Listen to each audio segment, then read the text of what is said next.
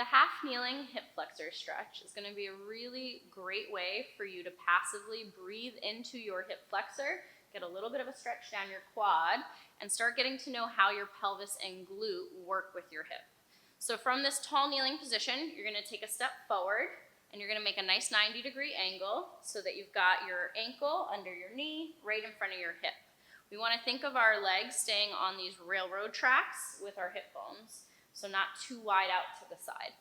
From there, we're going to squeeze the glutes, and we're going to push the hips slightly forward without having any arch in the back. This is where we start getting to know, if I squeeze my glute, I have this reflexive relationship where my hip flexor gets to relax and stretch, but I also protect my low back from arching, and I get into my pelvis a little bit more. So you can breathe into it just like this, squeeze that glute, push forward a little bit more. Great. And then you're going to take the hand on the same side of the knee that's down, and you're going to reach it up. And this is just going to increase the stretch. If I think about pushing my knee down into the floor, I'm going to increase the stretch downward. And if I think about reaching up to the ceiling, I'm going to increase the stretch upward.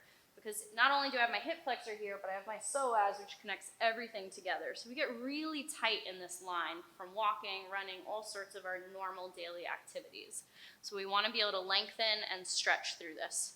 Remember, you're always squeezing your glute to relax that hip flexor and to slightly push forward into that stretch. This is your half kneeling hip flexor stretch.